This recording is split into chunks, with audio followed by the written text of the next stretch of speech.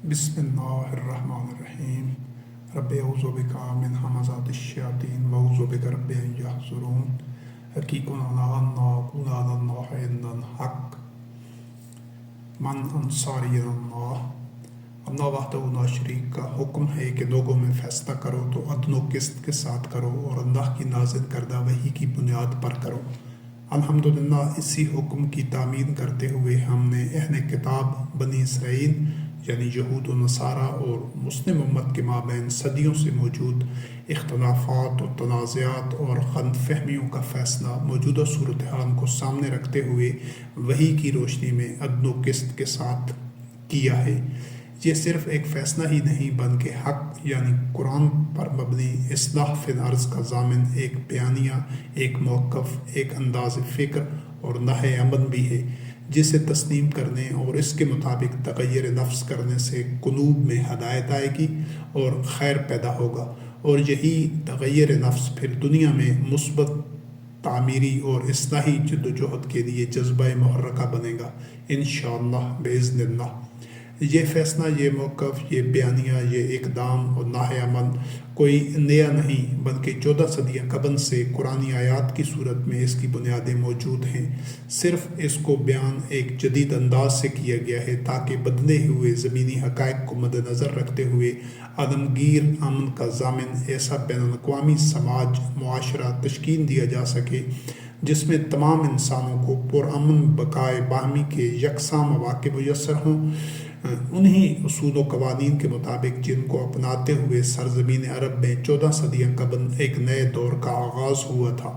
کاروان انسانیت عداوتوں کی آگ کو بجھا کر الفت، اخوت، وحدت کے رشتوں میں جڑ کر ظلمات سے نور کی منزل تک پہنچا تھا، اور آج اسی طریقہ پر سفر کا آغاز دنیا بھر کے سلیم القلب، عقل، فکر، شعور، قلب، فؤاد کو وحی کی روشنی میں بروئے کار لانے والے انسان بین الاقوامی سطح پر ایک کاروان کی صورت میں کریں گے انشاءاللہ۔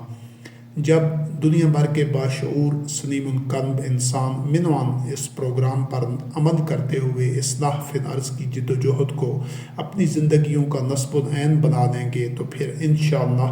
اسی طرح ظلمات سے نور کی منزل تک پہنچ جائیں گے، جس طرح موسیٰ کلیم اللہ علیہ السلام اور محمد رسول اللہ علیہ السلام کے عہدہائے مبارک میں مومنین پہنچے تھے۔ یہ فیصلہ، یہ دعوت، یہ نہی عمل، یہ انداز فکر، یہ بیانیہ اور پروگرام صرف ایسے افراد کے لیے کارآمد اور منفعت بخش ہے جو عقل، فکر، شعور، قلب، فؤاد کو بروئے کار لاتے ہوئے اللہ کو الہ واحد تسلیم کرتے ہوئے اللہ کی نازل کردہ وحی کا بنا آمیزش، بنا شرکت غیر، بنا کم و کاست اتباع کرنے پر ایمان رکھتے ہیں۔ ایسے افراد اہل کتاب بنی اسرائیل یعنی یہود و نصارہ میں بھی ہوں گے اور مسلم امت میں بھی ہوں گے، جبکہ اس کے برعکس جو لوگ عقل، فکر، شعور، قلب، فؤاد سے کام نہیں لیتے، اندھے، گونگے، بہرے اور مردہ ہوتے ہیں، آباء کی اندھی تقلید کرنے والے ہوتے ہیں، تکبر میں مبتلا ہونے کے باعث وحی کا اتباع نہیں کرتے بلکہ ہوائے نفس کو الہ ٹھہرا کر شہوات کا اتباع کرتے ہیں، اللہ الہ واحد کے ساتھ دیگر انداد اللہ اور شرکاء ٹھہراتے ہوئے عباد الطاغوت بنے ہوتے ہیں۔ اگر انہوں نے اپنی اس باطن روش سے توبہ کرتے ہوئے اپنی اصلاح نہ کی تو اس فیصلہ، اس موقف، اس بیانیہ، اس انداز فکر اور اس پروگرام کے رد عمل کے طور پر ان کی سرکشی، تکبر، ضد اور نفرت میں اضافہ ہی ہوگا۔ انشاءاللہ یہ فیصلہ، یہ انداز فکر، یہ نہی عمل ایک تریاق ثابت ہوگا عداوت و تعصب اور نفرت کے اس زہر کے اثرات کو زائل کرنے کے لیے جو صدیوں سے اہل کتاب بنی اسرائیل کے اکثر احبار و رہبان اور مسلم امت کے اکثر مذہبی پیشوا و صوفیہ عوام الناس کے دل و دماغ میں ایک دوسرے کے خلاف مذہبی فاشزم کی صورت میں گھول رہے ہیں۔ ان شیاطین کے گھولے ہوئے اس زہر کا اثر ہے کہ ایک الہ کو ماننے والے ایک دوسرے کو کافر قرار دے کر ایک دوسرے کے لیے تعصب و عداوت دلوں میں رکھتے ہیں اور باہم دیگر برسر پیکار ہیں۔ ہم بحیثیت مسلم اپنے اہل کتاب بنی اسرائیل یہود و نصارہ بھائیوں کو دعوت فکر و عمل دیتے ہیں کہ وہ ہمارے اس فیصلہ، موقف، بیانیہ، اقدام اور ناہ امن کو تورات، انجیل، زبور کی کسوٹی پر پرکھیں اور پھر فیصلہ کریں کہ قرآن مبین سے اخذ شدہ ہمارا یہ موقف تورات، زبور، انجیل کی تعلیمات کے مطابق ہے یا نہیں۔ وہ اس میں انشاءاللہ کوئی اختلاف اور تضاد نہیں پائیں گے، کیونکہ یہ فیصلہ، موقف، اقدام، ناہ عمل کتاب اللہ قرآن مبین سے ماخوذ ہے، اور زبور، تورات، انجیل بھی اسی رب کی نازل کردہ کتبہائے ہدایت ہیں جس رب نے قرآن نازل کیا ہے۔ پھر اختلاف اور تضاد کیسے ممکن ہے؟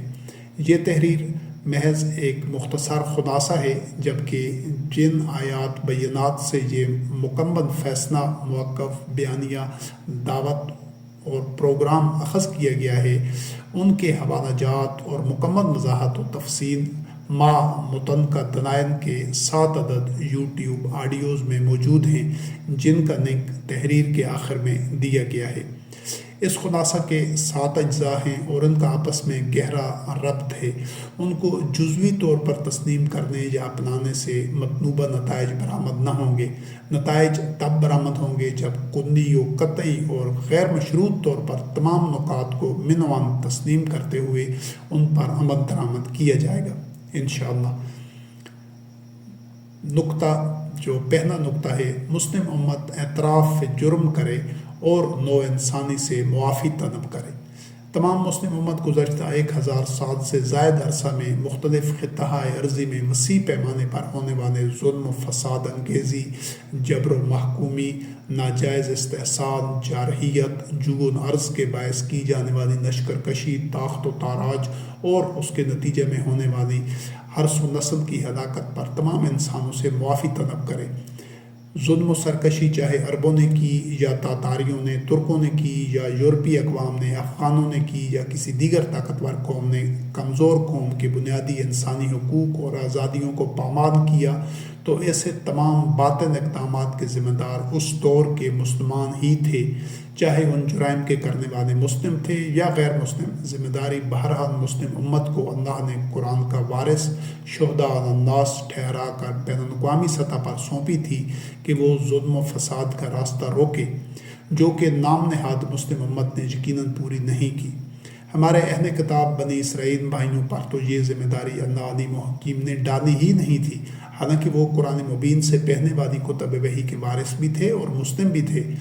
ظلم کا راستہ روکنا تو خیر امت شہداء علی الناس مسلم امت کی بنیادی ذمہ داری تھی، لہٰذا نام نہاد مسلمانوں کی نااہلی کی وجہ سے ظلم و فساد بڑھتا رہا تو دیگر اقوام تو اس کے روکنے کی مکلف ہی نہیں تھی، نہ ہی وہ اس اہلیت و صلاحیت کی حامل تھی۔ پس اس ضمن میں ان پر الزام کیسا یا ان کا احتساب و مواخذہ کیسا؟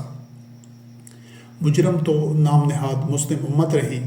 رہی ہے۔ ظلم و فساد کی روک تھام اور امور عالم کی نگرانی جس کا مقصد تخلیق تھا۔ حقیقت یہ ہے کہ صدر اول کے مومنین کے بعد آنے والے نام نہاد مسلمان یہ ذمہ داری نہ نبھا سکے۔ تاریخ عالم اس پر شاہد ہے، اور یہی متنقع ادوار کے مسلمانوں کا اجتماعی جرم تھا اور آج بھی ہے۔ اصلاح احوال کے لیے پہلا قدم اس جرم کا اعتراف کرنا ہے، نوع انسانی سے معافی طلب کرنا ہے۔ بحیثیت مسلم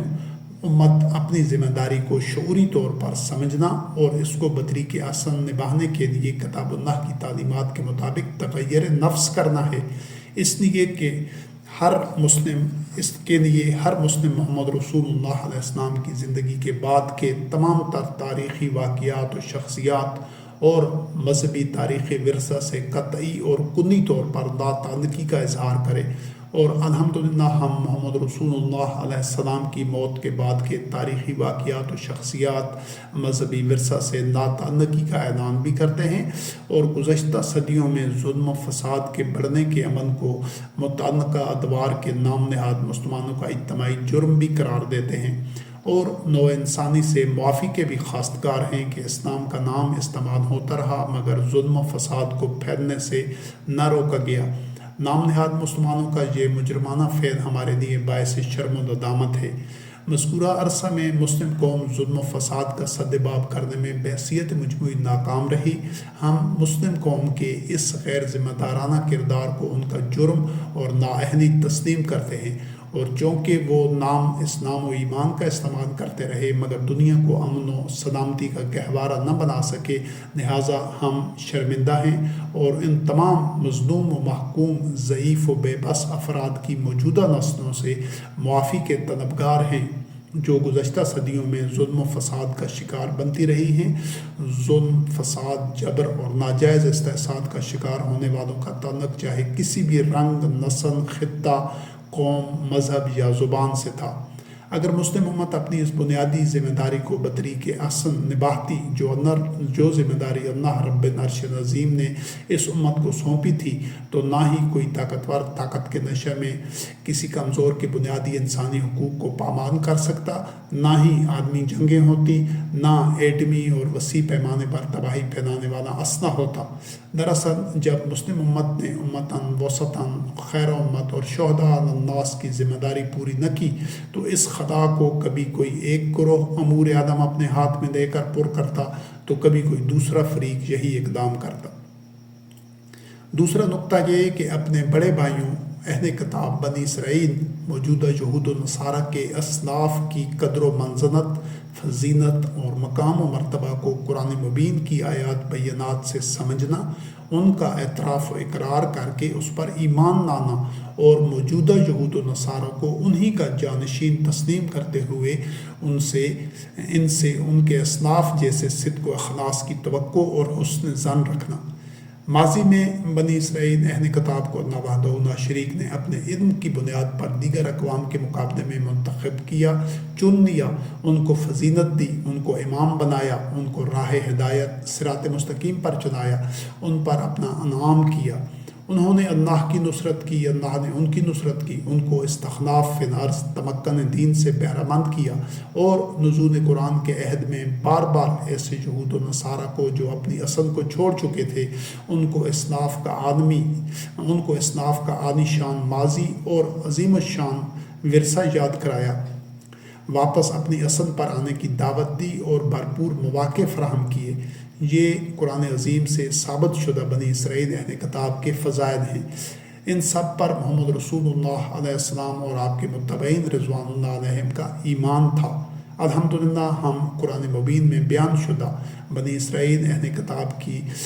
تمام تر فضیلتوں، رفعتوں، قدر و منزلت پر ایمان لاتے ہوئے انہیں دل کی گہرائیوں سے تسلیم کرتے ہیں۔ محمد رسول اللہ علیہ السلام کے دور کے مومنین کو اللہ نے عیسیٰ کلمۃ اللہ علیہ السلام کے حواریوں کے نقش قدم پر چلنے کا حکم دیا، اور وہ حواریوں کے نقش قدم پر چلے، مومنون حقہ اور رضی اللہ عنہم ورضوا عنہ کی رفعتوں تک پہنچے۔ ہم اللہ سمیع الدعا قریب و مجیب سے دعا کرتے ہیں کہ ہمیں بھی عیسیٰ روح اللہ علیہ السلام کے حواریوں کے نقش قدم پر چلائے، اور بنی اسرائیل اہل کتاب کے مومنین کی سنت سے ہم ہدایت پائیں، تاکہ اللہ ہماری توبہ قبول کرے۔ حقیقت یہی ہے کہ ہر دور کے مسلمین مومنین کا مقصد زندگی ہی انہی فضائل و انعامات کا حصول ہونا چاہیے جن کے حامل ماضی کے بنی اسرائیل اہل کتاب رہ چکے ہیں۔ بعد میں آنے والوں کو ویسے ہی فضائل و انعامات حاصل ہی تب ہوتے ہیں جب وہ اسلاف کے صاحب فضیلت و انعام ہونے پر ایمان لا کر انہیں اپنے لیے نمونہ امن بناتے ہیں۔ نزول قرآن کے عہد کے مومنین نے بھی ایسا ہی کیا، اور ہم نے بھی ایسا ہی کرنا ہے انشاءاللہ۔ ہوا یوں کہ صدر اول کے بعد کے نام نہاد مسلمین نے عداوت و تعصب میں مبتلا ہو کر اپنا تعلق قدیم اسلاف یعنی بنی اسرائیل اہل کتاب سے توڑ لیا، اور الحاد و انحراف اور غلو کا ارتکاب کرتے ہوئے نزول قرآن کے عہد کے مومنین کو دین کا ماخذ و سرچشمہ ٹھہرا لیا، وہ بھی قرآن مبین کی آیات کی روشنی میں نہیں بلکہ غیر از قرآن ظن پر مبنی کتب احادیث و روایات و مفتریات و تاریخی واقعات کی بنیاد پر، جن کا دین اللہ سے کچھ تعلق نہیں ہے، جس کا نتیجہ یہ نکلا کہ نام نہاد مسلم قوم کی اکثریت اپنی اصل سے دور ہو گئی، شجر کا جڑوں سے اور عمارت کا بنیادوں سے تعلق ٹوٹتا گیا، شجر ملت خشک ہوتا گیا اور عمارت زمیں بوس ہوتی گئی۔ نام نہاد مسلم امت اور یہود و نصارہ کے درمیان عداوت و تعصب کی بظاہر ناقابل عبور خدیج حائن ہو گئی ہے، اور جس امت نے صدیوں سے یہود و نصارہ کے مابین تفرقہ و عداوت و تعصب کی دیواروں کو گرا کر الفت، قوت، وحدت کا پیکر بن کر جنم لیا تھا، اسی امت کے جانشینوں نے اپنے اور یہود و نصارہ کے مابین عداوت و تعصب کی نئی دیواریں کھڑی کر دی ہیں۔ ہماری اس کاوش کا مقصد ان تمام دیواروں کو گرانا ہے، اور یہ حقیقت ہے کہ کرۂ ارض پر پائیدار امن اور پرامن بقائے باہمی کا خود کو اور آنے والی نسلوں کو آگ کے گڑھے میں گرنے سے بچانے کا اس کے علاوہ کوئی راستہ نہیں ہے، اور یہ کام ہمارے بھائیوں یہود و نصارہ کے کرنے کا نہیں ہے، نہ ہی ان سے ہو سکتا ہے، نہ ہی وہ اس کے مکلف ہیں۔ اگر ایسا ہونا ممکن ہوتا تو صدیوں قبل سرزمین عرب میں محمد رسول اللہ علیہ السلام کو مبعوث کر کے ایک نئی کتاب نازل نہ کی جاتی، ایک نئی امت کی تشکیل نہ کی جاتی۔ قرآن عظیم میں وہ تمام بنیادیں واضح طور پر موجود ہیں جن پر خیر امت کی عمارت استوار ہوئی تھی۔ آج بھی انشاءاللہ باذن اللہ انہی بنیادوں پر خیر امت کی تشکیل جدید ہوگی، اس انداز سے کہ اب اس کی وسعت پورے کرۂ ارض کا احاطہ کیے ہوگی انشاءاللہ۔ ہم اپنے بنی اسرائیل اہل کتاب یہود و نصارہ بھائیوں کو انہی اصناف کا وارث اور جانشین، انہی روایات کا امین تسلیم کرتے ہیں جیسا کہ قرآن مبین میں بیان کیا گیا ہے۔ ہم انہیں ہدایت یافتہ انعام یافتہ اصناف کے نقش قدم پر چلنے کی انشاءاللہ بھرپور سعی اور جد و جہد کریں گے، جن کے بنی اسرائیل اہل کتاب ہم سے پہلے جانشین ہیں۔ ہم محمد رسول اللہ علیہ السلام کے عہد یعنی صدر اول کے بعد کے کسی بھی شخص کے افکار و نظریات، کردار و اعمال اور اقدام سے ناتعلق ہیں، اور محمد رسول اللہ علیہ السلام کے عہد سے متعلق بھی صرف انہی احکام و معاملات، قوائف و واقعات کو دین اللہ کی اساس تسلیم کرتے ہیں جو قرآن مبین کے متن میں موجود ہیں۔ ہم اپنی فکری نظریاتی دینی اساس کے لیے حوالہ اس دور کو بناتے ہیں جب اللہ علیم و حکیم نے الیوم اکملت لکم دینکم کا اعلان کیا، یعنی محمد رسول اللہ علیہ السلام کی موت کے بعد کے واقعات، معاملات، شخصیات، ملفوظات سے ہمارا کچھ تعلق نہیں ہے۔ لہٰذا ہمارے امام بھی وہی اہل کتاب بنی اسرائیل ہیں جو محمد رسول اللہ علیہ السلام کے عہد کے مومنین کے امام تھے۔ اس نسبت سے ہمارے اور عصر حاضر کے یہود و نصارہ کے اصناف، امام یعنی رول ماڈل ایک ہی ہیں۔ جب ہمارا الہ ایک ہے، ہمارا ماخذ ہدایت یعنی وہی ایک ہے، ہمارے لیے نمونہ عمل اصلاف امام ایک ہیں، تو کیا پھر محض شریعتوں کا تنوع جو کہ حقیقت میں اختلاف نہیں ہے بلکہ بو قانونی اور نیرنگی ہے اور اللہ کی مشیت ہی یہی ہے، یہ قبلہ و منہج و منسک کی رنگا رنگی ہمیں ایک دوسرے کا دشمن بنانے کے لیے ہے؟ نہیں، بلکہ یہ تو ہم سب کے لیے میدان مسابقت ہے، فاستبقوا الخیرات کی جد و جہد کے لیے، فعل الخیرات کے لیے، اور یہ میدان اللہ احسن الخالقین کا تخلیق کردہ ہے جو کہ متنوع شریعتوں کے حامل عباد اللہ المخلصین کے مابین تعمیری اور صحت مندانہ مقابلے کے لیے تخلیق کیا گیا ہے، تاکہ مومنین کے نفوس کا تزکیہ بھی ہوتا رہے اور نوع انسانی ارتقائی مراحل بھی طے کرتی رہے۔ مگر یہود و نصارہ اور مسلم امت کی صفوں میں موجود شیاطین یعنی نام نہاد مذہبی پیشوائیت نے اس تنوع کو عداوت اور تعصب اور شرانگیزی و فتنہ گری کا میدان بنا دیا، اور اولاد آدم کی اکثریت ان شیاطین کے اسی طرح فریب میں آ گئی جس طرح آدم و زوجہ اولاد آدم روز اول شیطان کے فریب میں آ کر مبتلا عداوت ہو گئے تھے۔ عداوت و تعصب کے اس زہر آلود ماحول میں اولاد آدم نے سائنس و ٹیکنالوجی، تسخیر کائنات میں تو خوب ترقی کی، مگر مقصد تخلیق، تزکیہ نفوس، الفت، اخوت، وحدت میں پختہ کاری کو فراموش کر دیا، کیونکہ ایسا ماحول مذکورہ اہداف کے حصول کے لیے سازگار نہیں ہے۔ ماحصل اس عداوت کا یہ ہے کہ نسل انسانی باوجود بے حساب سہولتوں، آسائشوں اور تحقیق و ترقی کے خوف و حزن میں مبتلا معیشتاً زنکا کا عذاب جھیلتے ہوئے آگ کے گڑھے کے کنارے پہنچ چکی ہے، اور اس گڑھے میں گرنے سے سوائے اللہ ذو مغفرت للناس علی ظلمہم کے کوئی نہیں بچا سکتا، اور آج بھی وہ علی کل شیء قدیر رب انہی کو اس گڑھے میں گرنے سے بچائے گا جو میرٹ پر پورا اتریں گے۔ وَاعْتَصِمُوا بِحَبْلِ اللَّهِ جَمِيعًا وَلَا تَفَرَّقُوا يَصِلُونَ مَا أَمَرَ اللَّهُ بِهِ أَن يُوصَلَ، اور کونوا انصار اللہ کے احکام کی غیر مشروط تعمیم کریں گے۔ ہم عصر حاضر کے یہود و نصارہ بھائیوں کو دعوت دیتے ہیں کہ الحمدللہ ہم نے صدیوں بعد اصلاح کے نقش قدم پر چلتے ہوئے قرآن مبین کی روشنی میں اصلاح فی الارض کے لیے یصلون ما امر اللہ بہ ان یوصل کی حقیقت کو مشہود کرنے کی ایک کوشش کی ہے۔ آپ زبور، تورات، انجیل کی روشنی میں اصلاح کی ہم سے بہتر پیروی کرتے ہوئے ہم سے سبقت لے جائیں، ہمیں از حد خوشی ہوگی، اور ہم پھر آپ سے اصلاح فی الارض اور الخیرات میں سبقت لے جانے کی کوشش کریں گے انشاءاللہ۔ اور ہر کوشش کے نتیجے میں ظلمات چھٹتے جائیں گے، نور پھیلتا جائے گا، عداوت مٹتی جائے گی، الفت اخوت عام ہوتی جائے گی باذن اللہ۔ ہم اپنے یہود و نصارہ بھائیوں سے پوری توقع کرتے ہیں، حسن ظن رکھتے ہیں کہ وہ زبور، تورات، انجیل کے اتباع میں ہم سے بہتر واقع ہوں گے۔ یہ بھی حسن ظن رکھتے ہیں کہ وہ ہمارے مشترکہ اسلاف کے حقیقی جانشین ثابت ہوں گے انشاءاللہ۔ تیسرا نقطہ یہ ہے کہ جملہ اہل کتب کی الگ الگ جداگانہ حیثیت اور دائرۂ کار کو یکساں طور پر قدر کی نگاہ سے دیکھنا اور دل کی گہرائیوں سے تسلیم کرنا۔ جس طرح ہم جملہ رسول علیہ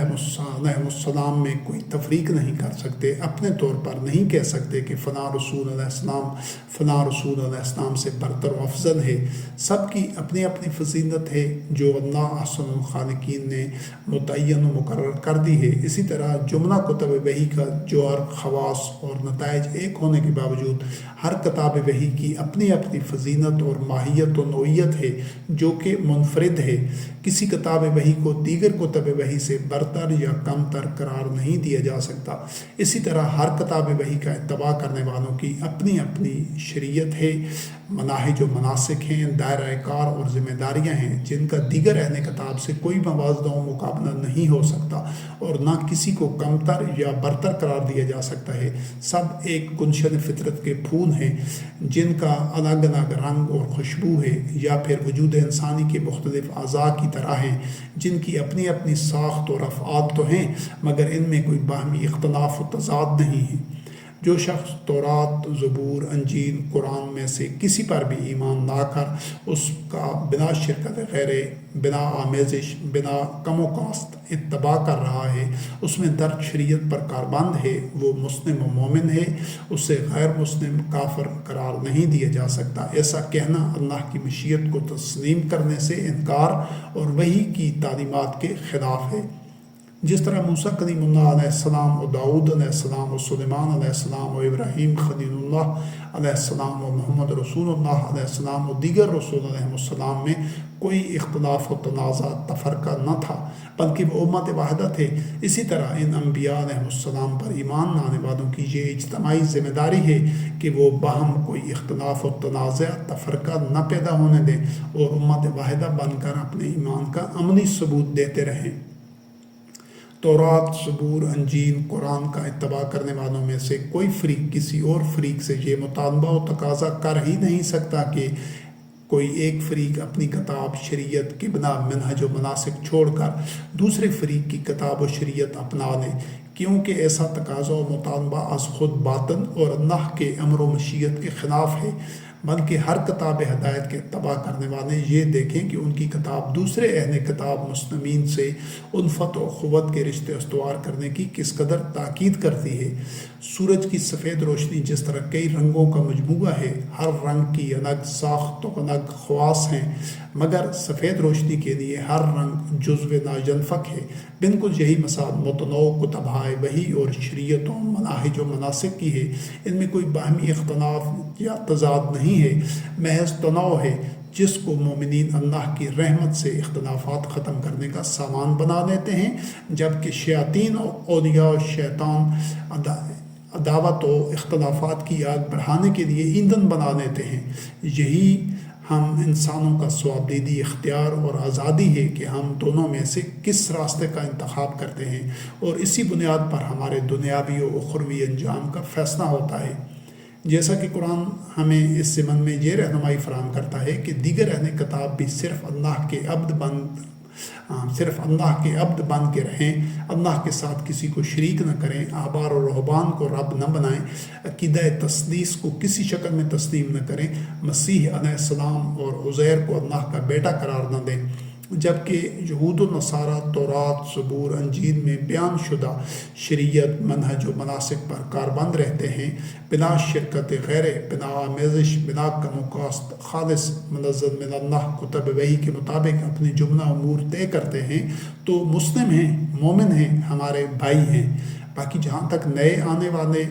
رسول علیہ السلام کو تسلیم نہ کرنے کا اور محض گزشتہ رسول علیہ السلام پر ایمان کا دعویٰ کرنے کی صدر و قلب کی بیماری کا معاملہ ہے، یہ تاریخ انسانی میں کافی عرصہ سے چلی آ رہی تھی۔ اس کی شروعات عیسیٰ روح اللہ علیہ السلام یا محمد رسول اللہ علیہ السلام کے عہد سے نہیں ہوئی تھی،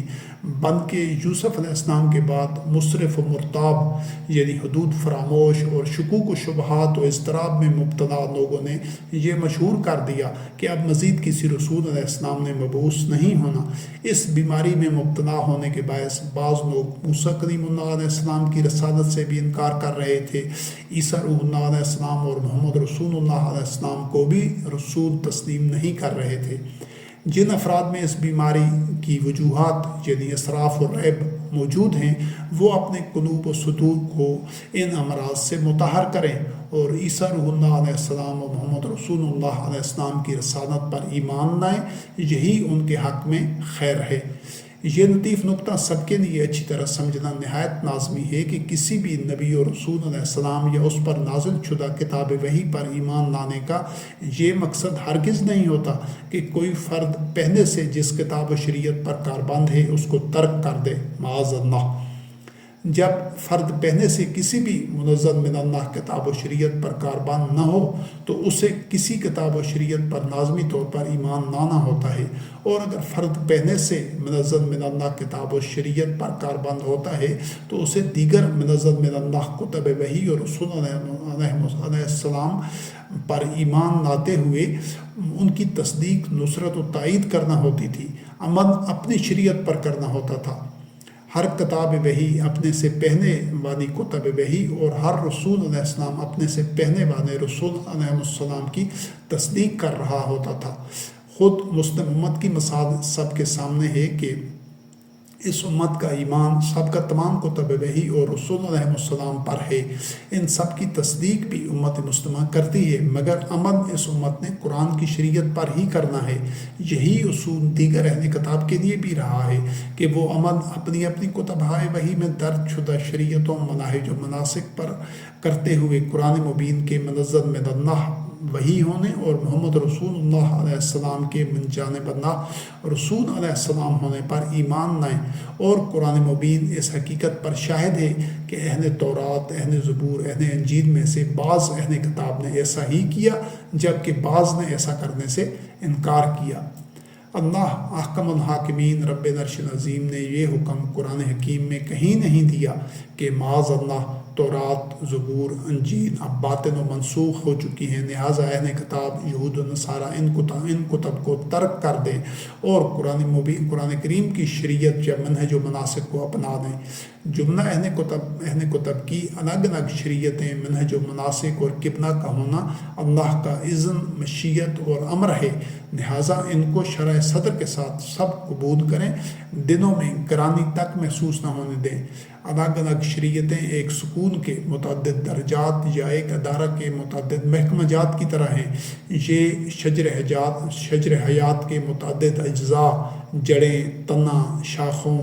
پتوں، پھولوں، پھلوں کی طرح ہیں، سب ایک دوسرے کی بقا کے ضامن ہوتے ہیں، ایک دوسرے کے لیے نازم و منظوم ہوتے ہیں۔ کوئی جڑ کسی پھول سے یہ نہیں کہتی کہ تم بھی جڑ بن جاؤ، اور نہ ہی کوئی پھل کسی پتے سے کہہ سکتا ہے کہ تم بھی پھل بن جاؤ۔ لہٰذا ایمان دوسروں کے پاس موجود کتب وحی اور جملہ رسول علیہ السلام کے من جانب اللہ ہونے پر رکھنا ہے سب نے، مگر عمل اپنی اپنی کتاب و شریعت پر کرنا ہے، اور عداوت و اختلاف بغین بینہم، تفرقہ سے محفوظ رہنے کا طریقہ اللہ علیم و حکیم نے بتا دیا ہے کہ جملہ اہل کتاب آپس میں عقد نکاح رشتہ ازدواج کو فروغ دیں اور آپس میں وحدت و شراکت توام کو روز مرہ کا معمول بنا دیں۔ دوسرے اہل کتاب کو باطن پر اور خود کو حق پر قرار دینے کی باطن اور منفی تخریبی سوچ جو احبار و رہبان کی پیدا کردہ تھی، نزول قرآن کے عہد میں یہود و نصارہ کی اکثریت میں موجود تھی۔ قرآن مبین نے اس کو رد کیا اور حق پر مبنی مثبت اور تعمیری سوچ و فکر دی، جس کے مطابق اہل ایمان یعنی قرآن پر ایمان لانے والوں میں سے، یہود میں سے، نصارہ میں سے، سابعین میں سے جو بھی منزل من اللہ وحی کے مطابق اللہ پر آخرت پر ایمان لاتا ہے اور اعمال صالح کرتا ہے، اس کا اجر اللہ کے ہاں ہے اور اسے خوف و حزن نہ ہوگا۔ الحمدللہ قرآن کریم سے اخذ کردہ یہی ہمارا بیانیہ، موقف، سوچ، طرز فکر اور نظریہ ہے۔ صدر اول کے مومنین کے بعد بتدریج مسلم قوم کی اکثریت نے قرآن عظیم کے موقف، بیانیہ اور نظریہ کو ترک کر کے یہود و نصارہ کی گمراہ اکثریت والا بیانیہ، موقف اور نظریہ اپنا لیا اور اہل تورات، اہل زبور، اہل انجیل کو غیر مسلم اور کافر ٹھہرا دیا۔ یعنی عداوت و تعصب اور خود پرستی کی جن تاریکیوں سے قرآن نے مسلم امت کو نکالا تھا، مسلم قوم کی اگلی نسلوں میں سے اکثریت واپس انہی تاریکیوں میں لوٹ گئی۔ چوتھا نقطہ یہ ہے کہ وحی کی روشنی میں اہل تورات، اہل زبور، اہل انجیل اور اہل قرآن کا باہمی تعلق و معاملات کس نوعیت کے ہونے چاہیے۔ اگر سب اہل کتاب بشمول مسلم امت کے اپنی اپنی منزل من اللہ کتب وحی کا بنا شرکت غیر، بنا آمیزش، بنا کم و کاست اتباع کریں تو کبھی بھی ایک دوسرے کو نہ تو غیر مسلم یا کافر یا اپنا مخالف قرار دے سکتے ہیں، اور نہ ہی خود کو حق پر اور دیگر کتب وحی کے حامل مسلمین مومنین کو باطن پر قرار دے سکتے ہیں۔ یہ بگاڑ پیدا ہی تب ہوتا ہے جب اہل کتاب میں سے کسی فریق کی صفوں میں موجود شیاطین اپنی باطنی خباثت کے باعث کم تر مفادات کے حصول کے لیے دیگر فریقوں پر تان و تشنیع کرتے ہیں، خود کو حق پر، دیگر فریقوں کو باطن پر قرار دیتے ہیں، اور رد عمل میں دیگر فریقوں میں موجود شیاطین فریق اول سے بڑھ کر تان و تشنیع کرتے ہیں، اور پھر عداوت و تعصب کی آگ کو اولیاء شیاطین ہوا دیتے ہیں، اور یہ آگ فریقین کی اکثریت کو اپنی لپیٹ میں لے لیتی ہے۔ عداوتوں کے بیوپاری مذہبی پیشواؤں کا کاروبار خوب چلتا ہے۔ دنوں میں لگی اس آگ کی حدت اس قدر ہوتی ہے اور اکثریت نسل در نسل جلنے کی اس حد تک خوگر ہو چکی ہوتی ہے کہ کوئی اس آگ کو بجھانے کی بات کرے تو عقل، فکر، شعور سے عاری لوگ الٹا آگ بجھانے کی بات کرنے والے کے مخالف ہو جاتے ہیں۔ حقیقت یہ ہے کہ ارض مقدس ہو یا مکہ بلد الامین، ان کی مثال محض 2-3 بھائیوں کی اس میراث کی طرح ہے کہ کسی کے حصے میں ایک خطہ آیا ہے، کسی کے حصے میں دوسرا خطہ آیا ہے۔ اہل تورات و زبور و انجیل ارض مقدس کا اپنا قبلہ برقرار رکھتے ہوئے داؤد علیہ السلام اور سلیمان علیہ السلام کی میراث یعنی سائنس و ٹیکنالوجی، علوم و فنون فطرت و تسخیر کائنات کو منفعت انسانی اصلاح فی الارض کے لیے عام کرتے جائیں، اور بدحالی، غربت، محرومی، پسماندگی، ذہنی و جسمانی امراض، جہالت و توہم پرستی کی تاریکیاں دور کرتے جائیں۔ یہی ظلمات سے نور کا سفر ہے۔ جبکہ اہل قرآن بیت اللہ کا اپنا قبلہ اختیار کرتے ہوئے ابراہیم خلیل اللہ علیہ السلام و محمد رسول اللہ علیہ السلام کی میراث یعنی امور جہاں بانی سنبھالنے اور اس امر کو یقینی بنائیں کہ کوئی قوم، کوئی معاشرہ، کوئی گروہ کبھی بھی کسی صورت میں دنیا کے امن و استحکام کو خطرہ میں نہ ڈال سکے، کوئی اس پوزیشن میں نہ ہو کہ وہ محض مادی طاقت سے بنا روک ٹوک کمزوروں کو کچلتا جائے، دوست دھمکی جارحیت اس کا وتیرہ ہو۔ اس امر کو امت مسلمہ یقینی بنائے کہ دنیا کے کسی حصے میں وسیع پیمانے پر تباہی پھیلانے والے ہتھیاروں کا وجود نہ ہو، کوئی بھی قوم، گروہ اس پوزیشن میں نہ ہو کہ جنگ کی آگ بھڑکا کر ساری دنیا کو خوف میں مبتلا کرے، ہر سو نسل کو ہلاک کرے، کوئی کسی کی آزادیوں اور بنیادی انسانی حقوق پامال نہ کر سکے، کوئی کسی کی نشو و نما اور ارتقاء کے راستے میں رکاوٹ نہ بن سکے، کوئی کسی کو مجبور و محکوم و پسماندہ نہ رکھ سکے، کوئی کسی کا ناجائز استحصال نہ کر سکے، کوئی طاقتور اکثریتی گروہ کسی کمزور اقلیتی گروہ کے وجود اور بقا کے لیے خطرہ نہ بن سکے۔ تب وہ دنیا تعمیر ہوگی جہاں ہر فرد نا خوف علیہم ولا ہم یحزنون کی کیفیت سے سرشار و لطف اندوز ہوگا۔ یہ دونوں ذمہ داریاں الگ الگ نوعیت کی ہیں اور الگ الگ صلاحیتوں مہارتوں کی متقاضی ہیں۔ خیر امت یعنی امت مسلمہ کے حصے کا کام جب خیر امت کے جانشینوں نے ترک کر دیا تو اس خدا کو بہر طور دیگر اقوام نے پر کیا اور امور جہاں بانی اپنے ہاتھوں میں لیے تو کس قدر حرث و نسل کی ہلاکت ہوئی، کس قدر فساد بپا ہوا بیان سے باہر ہے۔ اور اب دنیا بارود کے ڈھیر پر بیٹھی ہے، کسی طرف سے آگ بھڑکی تو پھر شاید اسے کوئی دنیاوی طاقت نہ بجھا سکے۔ ایسا محض اس لیے ہوا ہے کیونکہ امور جہاں بانی خیر امت ہی بطریق احسن چلا سکتی ہے۔ اس امت کی تشکیل علیم و حکیم رب نے اسی لیے کی تھی۔ جن کا قبلہ ارض مقدس ہے یا پھر جن کا قبلہ مکہ بلد الامین ہے، دونوں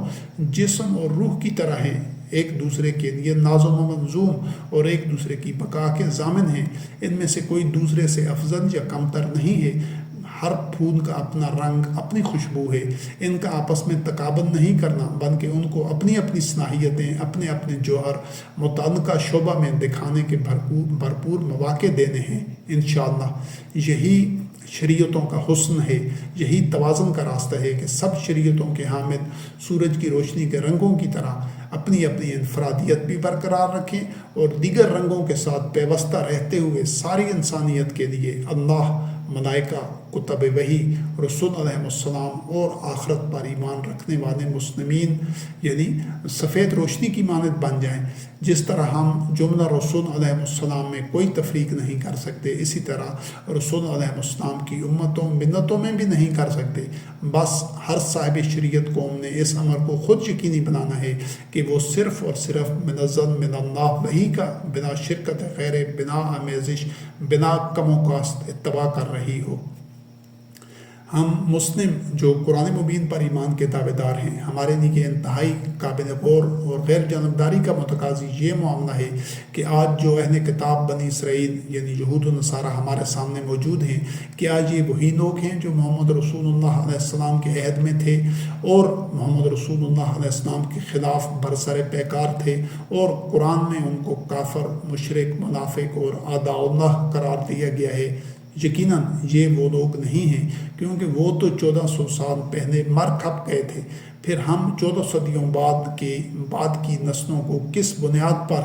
غیر مسلم یا کافر کہہ سکتے ہیں، جبکہ موجودہ دور کے یہود و نصارہ تو خود کو ان بنی اسرائیل اہل کتاب کا وارث و جانشین قرار دیتے ہیں جن کے مسلم و مومن ہونے کی شہادت قرآن کریم خود دے رہا ہے۔ اب دوسرا پہلو یہ ہے، دیکھیں کہ کیا ہم آج کے مسلم وہی مسلم ہیں جن کی خوبیاں، اوصاف و درجات اللہ وحدہ لا شریک وحی کے ذریعے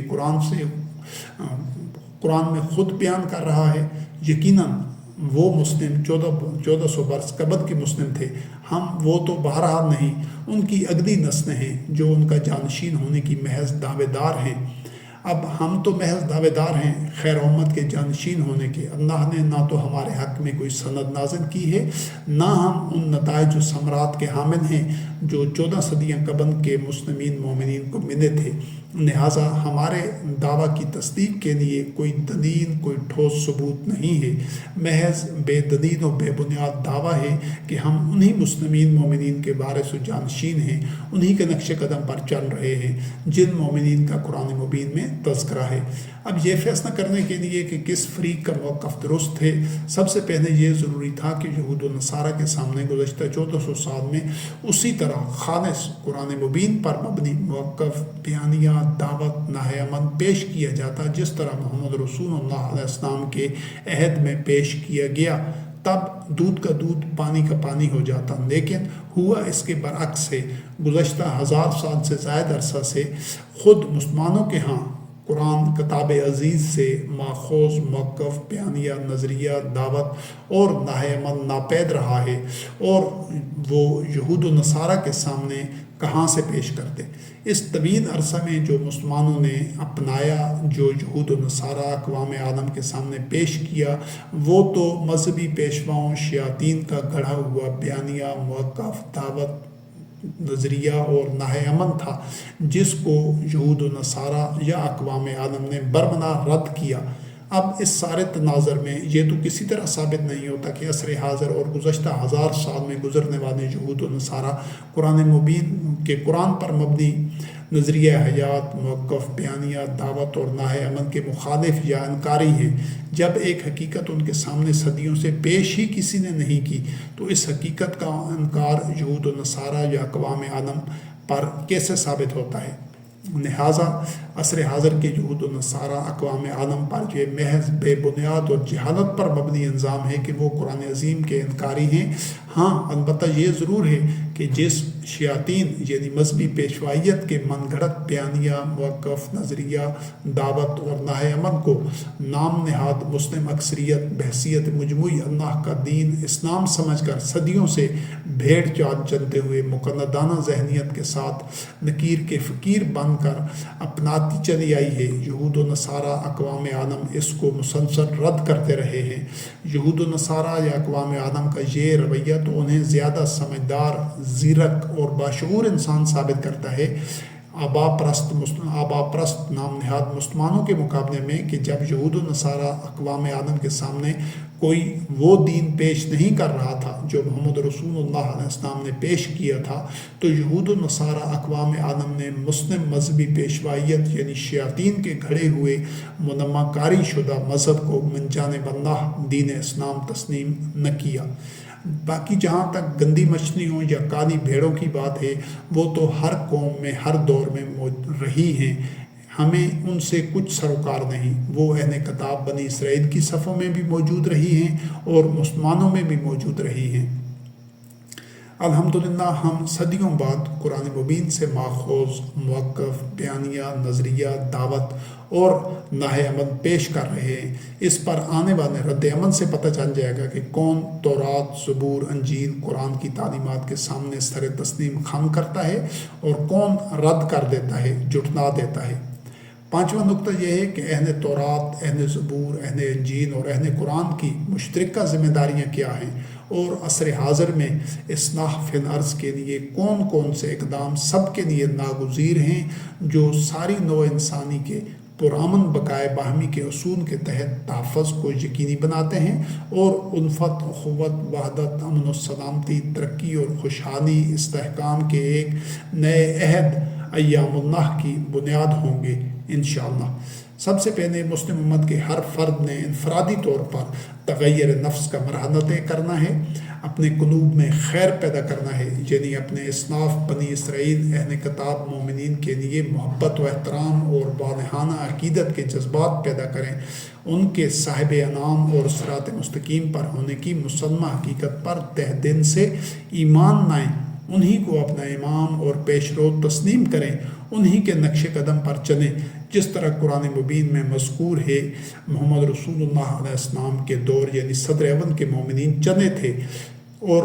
مزید یہ کہ محمد رسول اللہ علیہ السلام کی موت کے بعد کے تمام خود ساختہ ائمہ و اکابرین جن کے لیے قرآن میں کوئی حوالہ، کوئی سند نہیں ہے، وہ سب محض نام ہیں جو لوگوں نے رکھ لیے ہیں، اللہ نے ان کے لیے کوئی سند نازل نہیں کی، ان سب سے قطعی ناتعلقی اختیار کریں۔ اسی طرح تکمیل دین کے بعد کے تاریخی واقعات و شخصیات، کتب، ملفوظات وغیرہ سے بھی تعلق توڑ دیں، اور نزول قرآن کے عہد اور اس سے قبل کے مومنین کے کردار و عمل کو ہمیشہ نمونہ امن کے طور پر اپنے پیش نظر رکھیں، بنا کم و کاست بعین ہی اسی طرح، اسی حد تک جس حد تک قرآن مبین میں بیان شدہ ہے۔ یاد رکھیں، جو شجر اپنی جڑوں سے اور جو عمارت اپنی بنیادوں سے تعلق توڑ دے اس نے سوکھ جانا، گر جانا ہوتا ہے۔ نزول قرآن سے قبل کے جتنے ادوار تھے ان میں گزرنے والے تورات، زبور، انجیل کا اتباع کرنے والے مسلمین، مومنین ہماری جڑیں ہیں، ہماری بنیادیں ہیں، ہماری بقا اور ارتقاء کے ضامن ہیں، اور ہمارے لیے ان کا اخلاص و عمل ایک معیار، نمونہ عمل ہے، اور عصر حاضر کے یہود و نصارہ انہی کے جانشین ہیں۔ بحیثیت بشر ان میں اگر خامیاں کوتاہیاں غلطیاں ہیں ہمارے اندر ان سے کہیں زیادہ ہیں، تو اس کا یہ مطلب تو ہرگز نہیں کہ ہم ان کو اپنا عدو، اپنا حریف اور اسلام دشمن اور غیر مسلم و کافر قرار دیں۔ وہ ہمارے بڑے بھائی ہیں، ہم انہیں کہیں غلط پائیں تو ان کی غلطی کی نشاندہی وحی کی تعلیمات کے مطابق آسان انداز سے کریں، جبکہ بر اور تقوی میں ان سے تعاون کریں۔ وہ کہیں ہمیں غلط یا خلاف وحی پائیں تو وہ بھی یہی عمل کریں۔ عصر حاضر کے یہود و نصارہ کے لیے لازم ہے کہ اپنے بھولے بھٹکے ہوئے چھوٹے بھائیوں کے ساتھ، جو کہ اپنی اصلاح کا آغاز قرآن کتاب عزیز کے مطابق عملاً شروع کر دیں، اسی طرح عفو درگزر کا معاملہ کریں جس طرح یوسف علیہ السلام نے اپنے بھائیوں کے ساتھ کیا تھا۔ یوسف علیہ السلام کے بھائیوں کے دل میں بھی شیطان نے نزع و خصومت پیدا کی تھی، اور مسلم امت کے دل و دماغ میں تو شیطان، اولیاء شیطان، اخوان الشیاطین، مذہبی پیشواؤں، نام نہاد علماء، فقہاء، صوفیاء کے لشکر کے لشکر صدیوں سے نزع، تعصب، عداوت، تفرقہ اور اختلافات کا زہر اتار رہے ہیں۔ گزشتہ 76 سال سے جو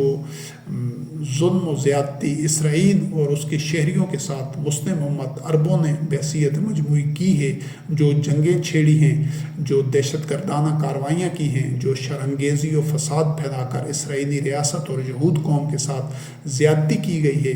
جو حرث و نسل کا نقصان ہوا ہے، اس سب پر یہود قوم سے مسلم امت عرب قوم معافی مانگے، اور اگر اسرائیل یہود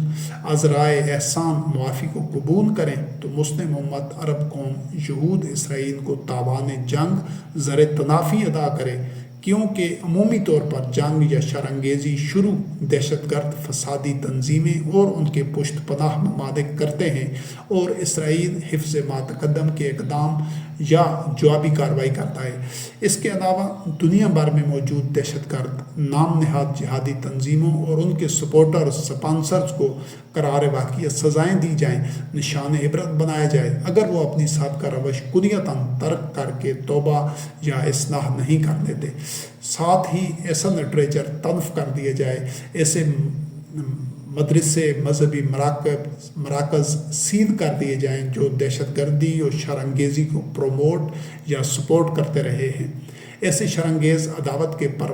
پروردہ شیاطین یعنی مذہبی پیشوا صرف مسلم امت میں نہیں ہیں، یہود و نصارہ کی صفوں میں بھی موجود ہیں، جن کو نوع انسانی میں الفت و اخوت، وحدت و استحکام اور امن و سلامتی راس نہیں آتی۔ ان کو ان کے منطقی انجام تک پہنچانا یہود و نصارہ کی اجتماعی ذمہ داری ہے، تاکہ وہ شیاطین امن کے اس عمل میں رخنہ اندازی نہ کر سکیں۔ اس سلسلے میں مسلم امت کے لیے محمد رسول اللہ علیہ السلام کا اسوہ حسنہ موجود ہے۔ جو کچھ مسجد زرار والے منافقین کے ساتھ کیا گیا، وہی کچھ آج کے مفسدین، شرانگیزوں، دہشت گردوں، عداوت کے بیوپاری، تفرقہ باز مذہبی پیشواؤں کے ساتھ ساری امت مسلمہ کرے، اور یہود و نصارہ اپنی اپنی صفوں میں موجود مفسدین، شرانگیزوں، عداوت کے بیوپاری، تفرقہ باز مذہبی پیشواؤں کے ساتھ ویسا ہی معاملہ کریں جو موسیٰ کلیم اللہ علیہ السلام نے سامری کے ساتھ کیا تھا۔ اللہ احکم الحاکمین نے سورۃ المائدہ کی 3 آیت میں تکمیل دین اور مومنین پر تمام نعمت کا اعلان کرتے ہی 5ویں آیت میں اہل کتاب کی محسنات کے ساتھ عقد نکاح یعنی رشتہ ازدواج قائم کرنے کا اور اہل کتاب کے ساتھ طعام میں شراکت کا حکم دیا ہے۔ 1000 سال سے زائد عرصہ سے نام نہاد مسلم امت اللہ کے اس حکم کی حکم ادونی سریحاً عمداً کرتی چلی آ رہی ہے، جو کہ بہت بھاری اور ناقابل معافی جرم ہے۔ یعنی اس امت نے اللہ کے حلال کردہ کو حرام ٹھہرایا ہوا ہے۔ عملاً یہ تکمیل دین اور اتمام نعمت سے مسلم امت کا انکار ہے، کیونکہ یہ دونوں حکم تکمیل دین کے اعلان کے بعد دیے گئے ہیں۔ حلال کو حرام ٹھہرا دینا اللہ وحدہ لا شریک کو اس قدر ناگوار ہے کہ محمد رسول اللہ علیہ السلام کے لیے اس نوع کے اقدام کو فن فور ترک کر دینا اللہ نے فرض قرار دیا۔ لہٰذا مسلم امت کو نسلوں سے چلے آ رہے ان دونوں باطن اور اللہ کی حکم و دونی کا مظہر باغیانہ رویوں کو فر فور چھوڑنا ہوگا، اور اہل کتاب بنی اسرائیل یعنی یہود و نصارہ میں سے جو مسلمین مومنین ہیں، تورات، زبور، انجیل کا بنا کم و کاست، بنا شرکت غیر اتباع کرتے ہیں،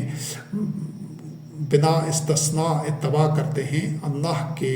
علاوہ احبار و رہبان کو رب نہیں ٹھہراتے، تثلیث پر ایمان نہیں رکھتے، مسیح ابن مریم علیہ السلام اور عزیر کو اللہ کا بیٹا قرار نہیں دیتے، کیونکہ یہ اقدام باوجود دعوی ایمان کے فرد کو کافر و مشرک بنا دیتے ہیں۔ ایسے محسنین محسنات سے عقد نکاح، رشتہ ازدواج قائم کرتے ہوئے اسے عام رواج بنانا ہوگا، اور اس سلسلے میں یہود و نصارہ کے محسنین محسنات کو عقد نکاح، رشتہ ازدواج اور شراکت توام کی پیشکش مسلمانوں نے کرنا ہوگی، اور ان اقدامات کو معمول بنانا ہوگا۔ یہود و نصارہ بھائیوں میں سے جو بھائی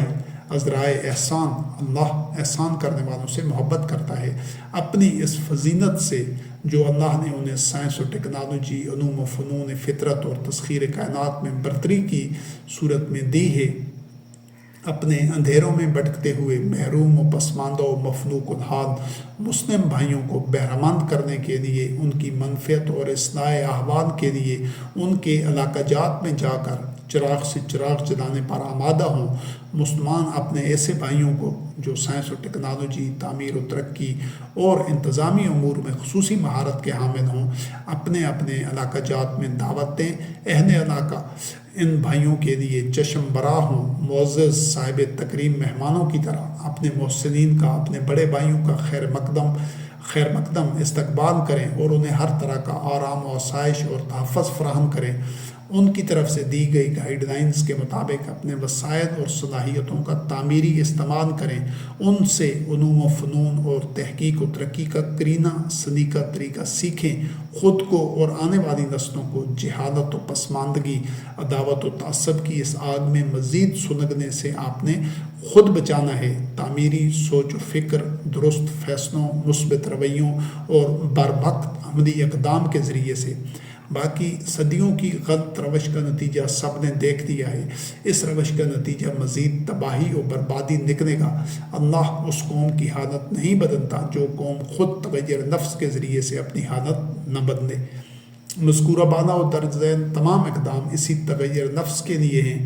تم میں سے جو لوگ تغیر نفس کر لیں گے ان کے قلوب میں خیر پیدا ہو جائے گا، عداوت و تفرقہ و اختلاف اور بغی بینہم کی آگ بجھ جائے گی انشاءاللہ۔ جن لوگوں کے قلوب میں خیر پیدا ہو جاتا ہے، چاہے وہ کتنی ہی ذلت و محرومی سے دوچار ہوں، اللہ عفو غفور ان کو اس سے بہتر دیتا ہے جو ان سے اللہ کے ساتھ خیانت کرنے کے باعث چھن گیا ہوتا ہے۔ یہود و نصارہ سے بھی کئی نعمتیں چھن چکی ہیں، جبکہ گزشتہ صدیوں کے دوران مسلم امت سے تو قریب سب کچھ ہی چھن چکا ہے۔ کفر، شرک، شر، فساد، خوف، حزن، ریب،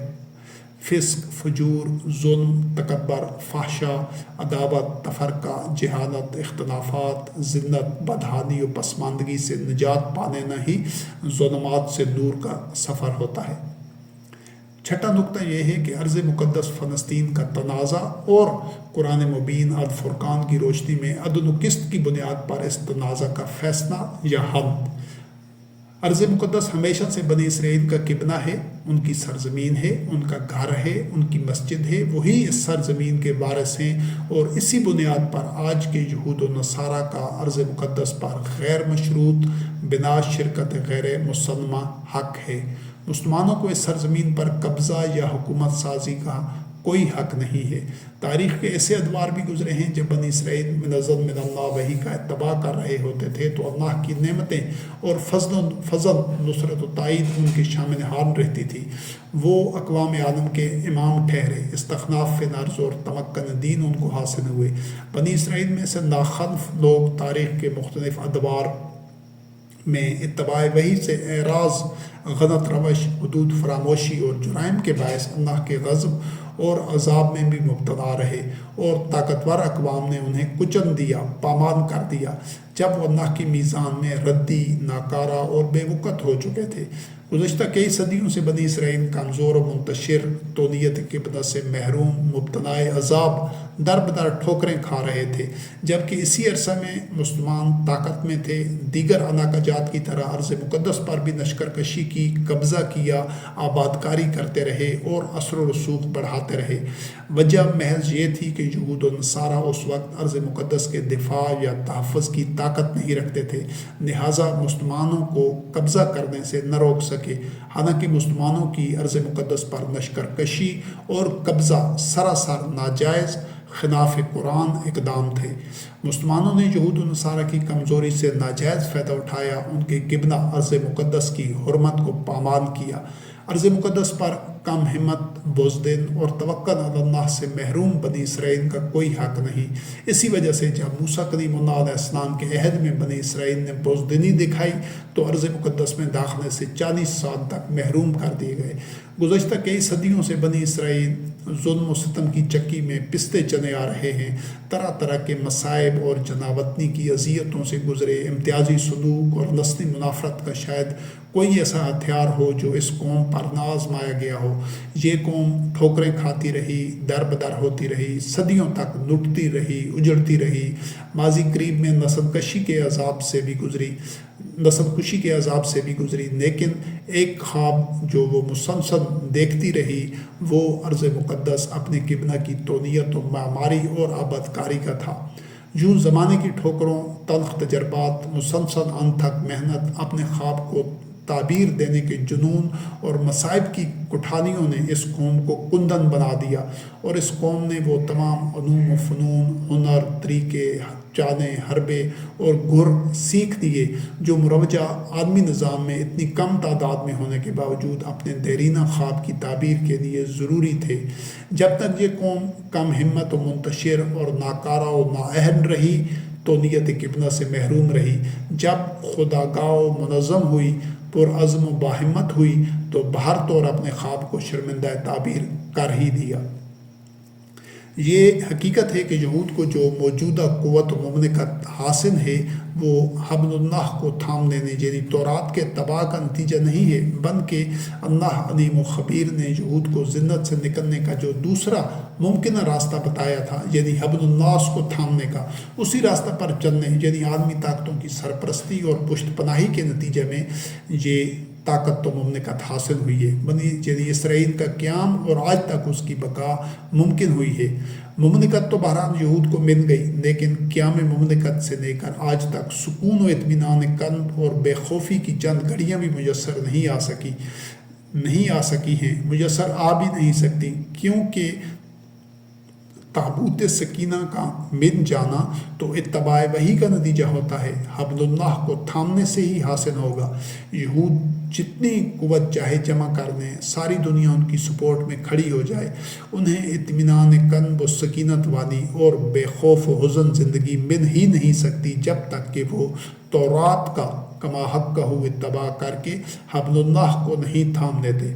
الحمدللہ ہم طاغوت سے کفر اختیار کر کے حبل اللہ کو تھام چکے ہیں، قرآن مبین کا اتباع کرتے ہوئے۔ جہاں تک مسلم امت کی اکثریت کا معاملہ ہے تو یہ قوم اپنے قبلہ بیت اللہ کی تونیت کا نہ تو حق ادا کر سکی ہے، یعنی نہ شہداء الناس ہے، نہ امام الناس کی مسند پر ہے، اور نہ ہی اسے شعور ہے کہ قبلہ کا مقام و مقصدیت ہوتی کیا ہے۔ مسلم اکثریت تو جانوروں کی طرح قبلہ کے گرد چکر لگا کر واپس آ جاتی ہے، لہٰذا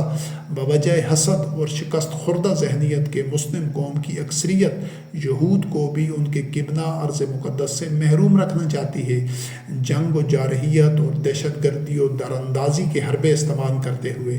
قیام اسرائیل سے لے کر آج تک کی تاریخ اس پر شاہد ہے۔ علاوہ ازیں مسلم اکثریت کی پست ذہنیت کا اس سے بڑا ثبوت اور کیا ہوگا کہ یہ قوم اپنے قبلہ مسجد الحرام کی حرمت کا تو اتنا اہتمام کرتی ہے کہ کئی کلومیٹر دور سے غیر مسلموں کا داخلہ بند کر رکھا ہے، جبکہ یہود کے قبلہ پر بارہا حملہ آور ہو چکے ہیں، ان کے خلاف جنگیں چھیڑ چکے ہیں، اور جہاد کا نام استعمال کرنے والی دہشت گرد و شرانگیز فسادی تنظیموں کی مسلم اکثریت حمایت کرتی ہے۔ اور ایک دوسرے کو کافر، مشرک اور گمراہ قرار دینے والے فرقہ در فرقہ منقسم نام نہاد مسلمان جب یہود و نصارہ سے دشمنی کی بات ہوتی ہے تو سب یک زبان ہو کر یہود کے خلاف ہو جاتے ہیں۔ کوئی عدل و قسط پر قائم نہیں رہتا۔ عدل و قسط پر مبنی فیصلہ یہ ہے کہ ارض مقدس کی تونیت و حکومت بنا شرکت غیر مکمل طور پر یہود کے پاس ہو اور اس خطہ میں صرف وہ مسلم آباد ہو سکیں جن کو یہود گورنمنٹ آباد ہونے کی اجازت دے۔ جس طرح محمد رسول اللہ علیہ السلام کے عہد میں ارض مقدس پر مسلم قوم کا کوئی امن دخل، اختیار و اقتدار نہیں تھا، آج بھی نہیں ہونا چاہیے۔ ارض مقدس میں مسلم لشکر محمد رسول اللہ علیہ السلام کی موت کے چند سال بعد پہنچا تھا، لہٰذا یہ محض شخصی یا تاریخی نوعیت کا واقعہ یا اقدام تھا جس کا دین اسلام سے کوئی تعلق نہیں۔ دین اسلام محمد رسول اللہ علیہ السلام کی زندگی میں مکمل ہو چکا تھا۔ جو مسلم ارض مقدس پر بنی اسرائیل کے حق ملکیت و وراثت، ان کے غیر مشروط بنا شرکت غیر حق حکومت و اقتدار کو تہ دل سے تسلیم نہیں کرتا، وہ عملی طور پر اللہ کے امر اور قرآن کا انکار کرتا ہے، لہٰذا اللہ اور قرآن سے باغی ہے۔ باقی جہاں تک مملکت اسرائیل کے قیام و تحفظ کا سیاسی پہلو ہے تو یہ برطانیہ، امریکہ اور دیگر عالمی قوتوں یعنی اقوام متحدہ کا ویسا ہی فیصلہ ہے جیسے دیگر درجنوں بیسیوں فیصلے وہ دنیا کے مختلف خطوں میں کر چکے ہیں۔ جس کی لاٹھی اس کی بھینس کے قانون کے تحت وہ کئی اقوام کو ان کے آبائی دیشوں سے محروم کر کے بے گھر اور در بدر کر چکے ہیں، اور یہ تو دنیا کا پرانا چلن ہے کہ جس کے پاس طاقت ہوتی ہے قانون اسی کا چلتا ہے۔ تاریخ عالم پر نگاہ دوڑائیں، سوائے انبیاء علیہ السلام کے عہد ہائے سعید کے وہ کون سی قوم ہے جس کے پاس طاقت ہو اور اس نے کمزوروں کو کچل کر اپنی طاقت میں مزید اضافہ نہ کیا ہو؟ یہی وجہ ہے کہ ساری انسانی تاریخ میں طاقتوروں کے ہاتھوں نئی نئی سلطنتیں بنتی اور مٹتی رہی ہیں، سلطنتوں کی سرحدیں تبدیل ہوتی رہی ہیں، کمزور و منتشر اقوام اپنا وطن علاقہ چھوڑنے پر مجبور ہوتی رہی ہیں، لٹتی پٹتی رہی ہیں، ان کی نسل کشی ہوتی رہی ہے، ان کو غلام بنایا جاتا رہا ہے۔ نام نہاد مسلم قوم کو بحیثیت مجموعی تاریخ عالم میں کوئی اور طاقتوروں کے ہاتھوں کمزوروں پر ظلم نظر نہیں آتا۔ یہ یا سب پر مجرمانہ غفلت اختیار کر رکھی ہے اور چپ سادھ رکھی ہے، کیونکہ مسلم قوم محمد رسول اللہ علیہ السلام کے عہد سعید یعنی صدر اول کے مومنین کے بعد بارہا جب اسے موقع ملا ایسے جرائم کی خود مرتکب ہو چکی ہے، پھر اس میں اخلاقی جرأت کہاں باقی رہتی ہے دیگر اقوام کے ہاتھوں انسانی حقوق کی پامالی کی مزاحمت کر سکے، کیونکہ یہ آبا پرستی کے مرض پدرم سلطان بود میں مبتلا قوم بن چکی ہے۔ مسلم قوم کو جب دنیا کے دیگر 150 سے زائد ممالک کے قیام اور وجود پر اعتراض نہیں تو صرف اسرائیل کے قیام پر کیوں اعتراض ہے؟ کیا دنیا میں موجود دیگر ممالک کے قیام و تشکیل کی بھینٹ لاکھوں کمزور، مجبور، بے بس انسان نہیں چڑھے؟ اسرائیل کے وجود پر اعتراض کی وجہ صدیوں پرانی یہود دشمنی ہے جو نام نہاد مسلم قوم کی اکثریت کی کٹی میں مذہبی پیشوائیت صدیوں سے شامل کرتی چلی آ رہی ہے۔ اگر اسرائیل کا قیام اقوام متحدہ کا اتنا ہی غلط اقدام تھا، اتنا بڑا جرم تھا کہ اسرائیل کے خلاف عرب دنیا 3 جنگیں لڑ کر عبرتناک شکست کھا چکی ہے، تو پھر سارے عربوں مسلمانوں کو چاہیے کہ اقوام متحدہ کی رکنیت چھوڑ دیں، اقوام متحدہ کو اپنا سیاسی، معاشی، سماجی قبلہ نہ بنائیں، کیونکہ اسرائیل کی محافظ تو وہی عالمی طاقتیں یعنی ویٹو پاورز ہیں جو اقوام متحدہ کی کرتا درتا ہیں، جو عالمی غنڈے ہیں۔ باقی 50 نام نہاد اسلامی ممالک یا دیگر کمزور و پسماندہ ممالک کو تو اقوام متحدہ میں کوئی گھاس بھی نہیں ڈالتا، اور نہ ہی ان کی اتنی اوقات ہے کہ کوئی ان کو گھاس ڈالے۔ حقیقت تو یہ ہے کہ اسرائیل کے قیام کے وقت یا قیام کے بعد سے آج تک جتنی حرث و نسل کی ہلاکت ہوئی ہے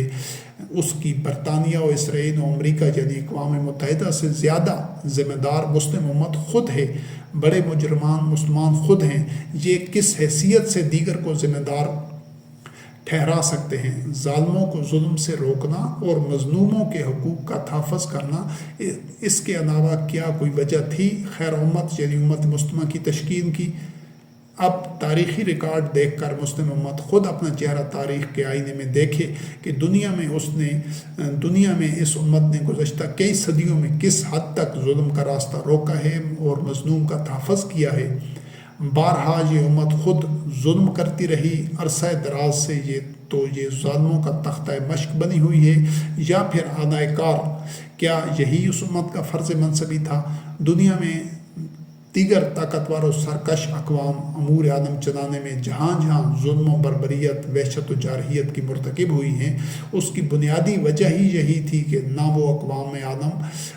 اقوام امور عالم چلانے کی اہل تھی، نہ ہیں امور عالم آسان انداز میں چلانے کی اہلیت و صلاحیت خیر امت یعنی مسلم قوم کو بخشی ہے احسن الخالقین رب نے، کیونکہ وہ قرآن کتاب عزیز کا اتباع کرتی ہے۔ جب سے اس امت نے قرآن کا اتباع چھوڑا ہے تو یہ قوم خیر امت اور شہداء الناس کی اہلیت و صلاحیت سے بھی محروم ہو گئی ہے۔ تب امور عالم کا بندوبست دیگر اقوام نے اپنے ہاتھ میں لے لیا، جس کے نتائج ساری دنیا طرح طرح کے شر و فساد میں مبتلا ہو کر بھگت رہی ہے۔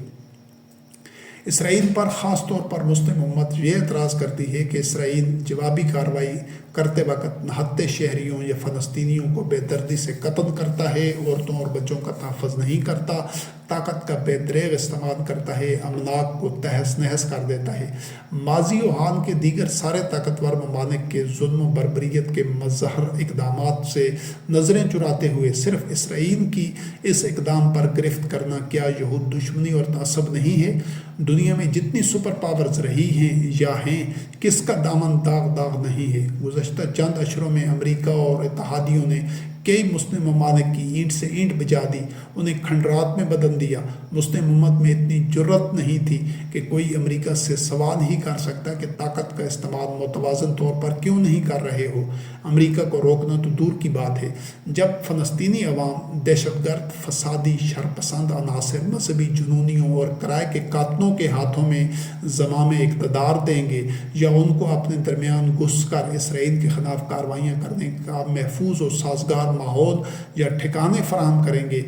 اسرائیل پر حملہ آور ہونے کے لیے فلسطینی عوام دہشت گرد فسادیوں کے لیے مورچہ بنتے رہیں گے، تو پھر رد عمل میں اسرائیل کس حد تک عام آبادی کے تحفظ کو یقینی بنا سکتا ہے؟ اگر اسرائیل عام آبادی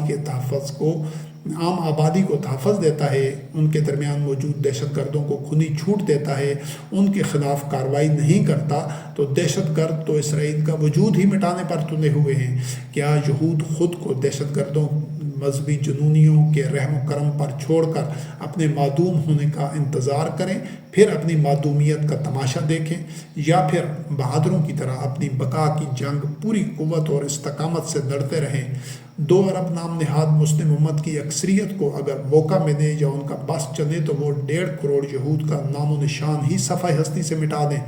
اس صورتحال میں جب دشمن تعداد میں بے حد زیادہ ہو، بے اصول اور پست ذہنیت کا حامل ہو، تو کوئی مضبوط، باصلاحیت اور خوددار قوم کیا غیر واضح، ڈھیلی ڈالی اور محض ڈرانے دمکانے والی کمزور دفاعی حکمت عملی اختیار کر سکتی ہے اپنی بقا کی جنگ لڑنے کے لیے؟ کیا وہ ایسے بے نام و بے چہرہ بزدل اور بے اصول دشمن کو نظر انداز کرتے ہوئے بار بار اچانک وار کرنے کا موقع دے سکتی ہے؟ جو دشمن مرد میدان نہیں بلکہ چھاپہ مار جنگی بگوڑا ہے، جو حملہ کر کے عام شہریوں میں چھپ جاتا ہے اور جوابی کارروائی کے نتیجہ میں عام شہریوں کی ہلاکت کا موجب بنتا ہے۔ ان دہشت گردوں، مذہبی جنونیوں، عقل کے اندھوں کو شرم نہیں آتی کہ بزدل ایک دن میں ہزاروں راکٹ اسرائیل پر برسا کر زیر زمین سرنگوں یا پھر عام شہریوں میں چھپ جاتے ہیں، اور نہ ان کے لیڈروں کو شرم حیا آتی ہے کہ خود تو سالہ سال سے دوسرے ملکوں میں پرتعیش زندگیاں گزار رہے ہیں اور عوام کو اسرائیلی بموں اور گولوں کی زد پر رکھا ہوا ہے، جنگ کی آگ میں جھونک رہے ہیں۔ بیشتر دہشت گردوں کی ڈوریں باہر بیٹھے ہوئے اکابر مجرمین کے ہاتھ میں ہیں، جبکہ بیشتر حملہ آور محض مورے ہیں جو بیرونی فنڈنگز پر پنتے ہیں۔ اگر اسرائیلی گورنمنٹ عالمی دباؤ میں آ کر یا اندرونی مخالفت کے سامنے گھٹنے ٹیکتے ہوئے دہشت گردوں کو پھر سے مضبوط ہونے کا موقع دے کر اپنے دفاع پر سمجھوتہ کرنے جیسی باری غلطی کرے گی تو یہ یہود قوم کی آخری غلطی ثابت ہوگی۔ یہود کو چاہیے کہ چٹان کی طرح اپنے کبنا کے تحفظ و تونیت کے لیے مقابلہ کرتے رہیں، ڈٹے رہیں، دہشت گردوں، فسادیوں، کرائے کے قاتلوں اور ان کے ماسٹر مائنڈز کے خلاف پوری قوت اور عزم کے ساتھ چٹان کی طرح کھڑے رہیں۔ اگر یہود قوم ایسا نہیں کرتی تو یہ اپنی موت کے پروانے پر دستخط کرنے جیسا ہوگا۔ ساتواں اور آخری نقطہ یہ ہے کہ یہود کی سائنس و ٹیکنالوجی اور علوم و فنون یعنی تسخیر کائنات میں بے مثال محنت، کوشش اور کامیابیوں کے ناقابل تردید ثبوت، دنیا میں مختلف شعبۂ زندگی میں غیر معمولی کارکردگی اور کامیابی کے اعتراف میں ملنے والے عالمی نوبل انعامات کی کل تعداد جب 900 کے قریب تھی تو یہود قوم میں سے یہ انعام وصول کرنے والے افراد کی تعداد 200 سے زائد تھی۔ اگر دنیا کی کل آبادی کے تناسب سے دیکھا جائے تو 8 ارب آبادی میں سے 1.5 کروڑ کے قریب یہود آبادی ہے، لہٰذا یہود قوم کے پاس 2 سے بھی کم نوبل انعام ہونے چاہیے، اور انہوں نے اپنی آبادی کے تناسب سے اپنے حصہ سے 100 گنا زیادہ انعامات حاصل کر کے یہ ثابت کیا ہے کہ وہ اوسط عالمی آبادی سے 100 گنا بہتر صلاحیتوں اور کارکردگی کے حامل ہیں۔ حالانکہ جب سے اسرائیل معرض وجود میں آیا ہے، حالت جنگ میں ہے، 3 جنگیں لڑ چکا ہے، دشمنوں کو عبرتناک شکست دے چکا ہے، اس کے دشمن اس سے تعداد میں 100 گنا زیادہ ہیں، ہر طرف سے مکار، عیار، بزدل دشمنوں میں گھرا ہوا ملک ہے، لمحہ بھر کے لیے اپنے تحفظ و دفاع سے غافل نہیں رہ سکتا ہے۔ پھر بھی یہود نے اپنی صلاحیتوں کا لوہا منوایا ہے۔ یہود اقوام عالم میں کندن انتہائی قیمتی قوم بن چکے ہیں۔ ان ہیروں نے بڑی مہارت اور ہنرمندی سے خود کو تراشا ہے۔ دنیا کو ان کی قدر کرنی چاہیے، ان کا تحفظ کرنا چاہیے، ان کی بقا کو یقینی بنانا چاہیے، ان بیش قیمت ہیروں کو ضائع ہونے سے بچانا چاہیے، دنیا کو ان کی صلاحیتوں سے بھرپور استفادہ کرنا چاہیے۔ آخر میں ایک نظر جہالت و نااہلی کی تصویر نام نہاد مسلم امت پر بھی ڈال لیجیے، جس کی اکثریت اس ذلت و پستی میں گر چکی ہے کہ اگر اس نے قرآن عظیم کی تعلیمات کے عملی تقاضوں کے مطابق خود کو فن فور تغیر نفس کے مرحلے سے گزار کر اصلاح نہ کی تو وقت کا دھارا اسے تاریخ کے کوڑا دان میں پھینکتے ہوئے آگے بڑھ جائے گا، کیونکہ اس قوم کی اکثریت کچرا اور زمین کا بوجھ بن کر ناکارہ ہو چکی ہے۔ ایسی مردہ قوموں کو وقت زیادہ دیر سنبھلنے سنورنے کی مہلت بھی نہیں دیتا۔ اس قوم کی آبادی 2 ارب کے قریب ہے۔ آبادی کے تناسب سے اس کے